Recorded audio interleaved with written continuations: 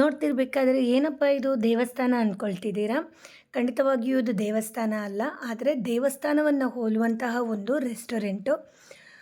ಎಲ್ಲಿದೆ, ಯಾವ ರೆಸ್ಟೋರೆಂಟ್ ಎಲ್ಲವನ್ನು ನಿಮ್ಮ ಜೊತೆ ಶೇರ್ ಮಾಡ್ಕೊಳ್ತೀನಿ. ಅದಕ್ಕೂ ಮೊದಲು ಹಾಯ್ ಫ್ರೆಂಡ್ಸ್, ಅನುಗ್ರಹ ಕಿಚನ್ಗೆ ಸ್ವಾಗತ. ನಾನು ನಿಮ್ಮ ಉಷಾವಿ ಭಟ್.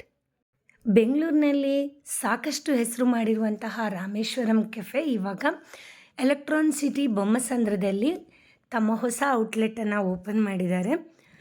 ಇದು ಬರೀ ಕೆಫೆ ಅಲ್ಲ, ಟೆಂಪಲ್, ಫುಡ್ ಎರಡೂ ಕೂಡ ಒಂದೇ ಕಡೆ ಇದೆ. ಈ ರೆಸ್ಟೋರೆಂಟು ಎಂಟ್ರಿ ಆಗ್ತಾ ಇದ್ದ ಹಾಗೆ ಅಗ್ನಿ, ವಾಯು, ಜಲ, ಭೂಮಿ, ಆಕಾಶ ಪಂಚಭೂತಗಳ ಒಂದು ಕಾನ್ಸೆಪ್ಟಲ್ಲಿ ಮಾಡಲಾದ ಅಗ್ನಿಯೋಗಿ ಕುಂಡವನ್ನು ನೋಡಬಹುದು. ಹಾಗೆ ಪಕ್ಕದಲ್ಲಿ ಗಣೇಶ, ಲಿಂಗಭೈರವಿ, ಅಲ್ಲದೆ ಕೃಷ್ಣ ಕುಟೀರದಲ್ಲಿ ಪುಟ್ ಮುದ್ದಾದ ಹಸುಗಳನ್ನು ಕೂಡ ನೋಡಬಹುದು.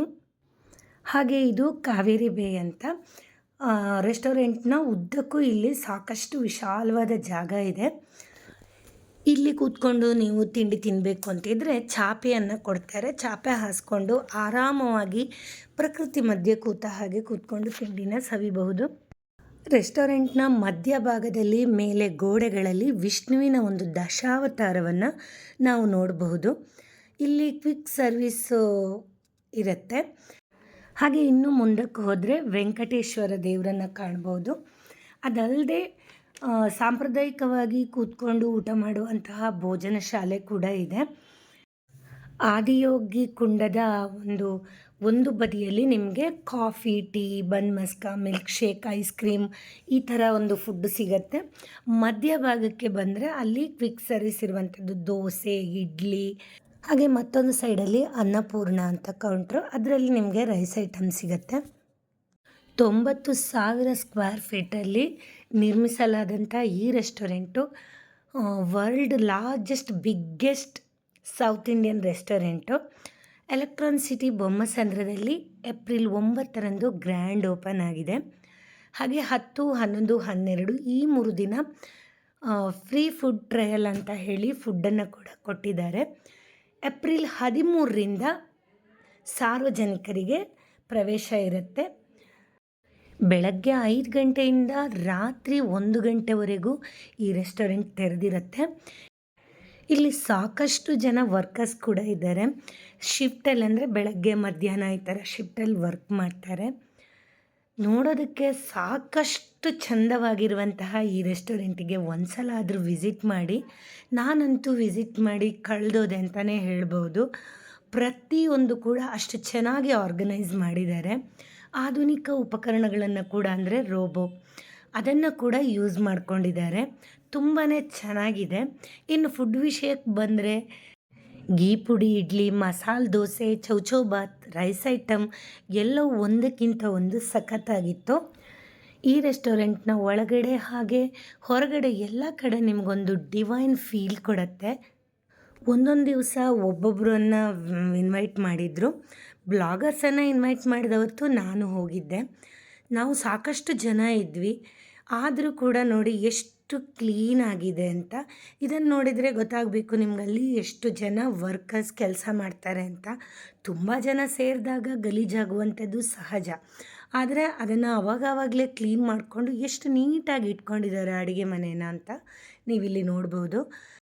ಇಡ್ಲಿ ಬೇಯಿಸೋದಕ್ಕೂ ಎಷ್ಟು ದೊಡ್ಡ ಸ್ಟೀಮರ್ ಇಟ್ಕೊಂಡಿದ್ದಾರೆ ನೋಡಿ, ಎಷ್ಟು ನೀಟಾಗಿದೆ. ಆ ಗೋಡೆಗಳಲ್ಲಿರುವಂತಹ ವಿಷ್ಣುವಿನ ದಶಾವತಾರ ಇರ್ಬೋದು, ಎಲ್ಲವೂ ಕೂಡ ತುಂಬಾ ಚೆನ್ನಾಗಿದೆ. ಸಾಂಪ್ರದಾಯಿಕ ಭೋಜನ ಶಾಲೆಯ ಮುಂದುಗಡೆ ನಾವು ಅನ್ನಪೂರ್ಣೇಶ್ವರಿ ದೇವಿಯನ್ನು ನೋಡ್ಬೋದು.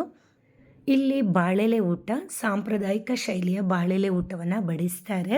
ಕೆಳಗಡೆ ಕೂತ್ಕೊಂಡು ಆರಾಮವಾಗಿ ಊಟ ಮಾಡ್ಬೋದು. ಕೆಳಗಡೆ ಕೂತ್ಕೊಳ್ಳೋಕ್ಕಾಗದವ್ರಿಗೆ ಅಂತಲೇ ಚೇರ್ಸ್ ಕೂಡ ಇಟ್ಟಿದ್ದಾರೆ. ಈ ಭೋಜನ ಶಾಲಾ ಒಳಗಡೆ ಚಪ್ಪಲಿ ಹಾಕ್ಕೊಂಡು ಹೋಗುವಾಗಿಲ್ಲ. ಚಪ್ಪಲಿ ಹೊರಗಡೆ ಬಿಟ್ಟು ಕೈಕಾಲು ತೊಳೆದು ಒಳಗಡೆ ಹೋಗಬೇಕು.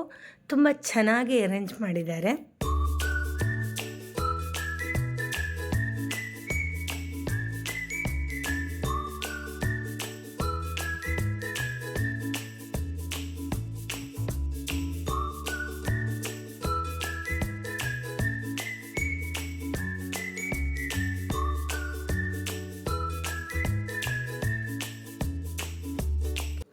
ಕಾಫಿ, ಟೀ, ಹಾಲು, ಈ ಥರವುಗಳೆಲ್ಲ ಒಂದು ಕೌಂಟ್ರ್ ಆದರೆ ದೋಸೆ, ಇಡ್ಲಿ, ರೈಸ್ ಐಟಮ್ ಇದು ಒಂದು ಕಡೆ, ಹಾಗೆ ಕ್ವಿಕ್ ಸರ್ವಿಸ್ ಒಂದು ಕಡೆ ಆದರೆ ನಿಮಗೆ ಸಾಂಪ್ರದಾಯಿಕ ಭೋಜನ ಶಾಲೆ ಇನ್ನೊಂದು ಕಡೆ ತುಂಬಾ ಚೆನ್ನಾಗಿ ಅರೇಂಜ್ ಮಾಡಿದ್ದಾರೆ.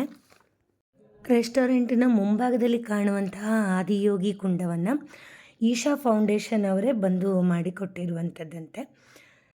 ದೇವಸ್ಥಾನದಲ್ಲಿ ಕೂತು ಹೋಗುವಂತೆ ಇಲ್ಲಿ ಕೂಡ ದೇವರ ದರ್ಶನ ಮಾಡಿ ತಿಂಡಿ ತಿಂದು ಹೋಗ್ಬೋದು.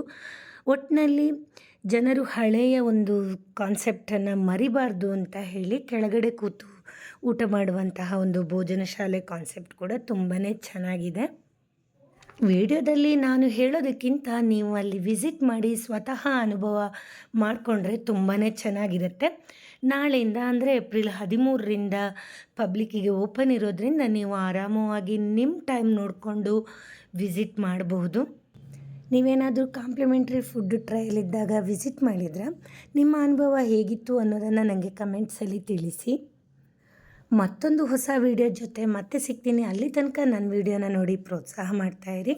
ನೀವೇನಾದರೂ ನನ್ನ ವಿಡಿಯೋನ ಮೊದಲ ಬಾರಿಗೆ ನೋಡ್ತಾ ಇದ್ದರೆ ನನ್ನ ಚಾನಲನ್ನು ಸಬ್ಸ್ಕ್ರೈಬ್ ಮಾಡಿ, ಹಾಗೆ ಲೈಕ್, ಕಮೆಂಟ್, ಶೇರ್ ಮಾಡೋದನ್ನು ಮರಿಬೇಡಿ.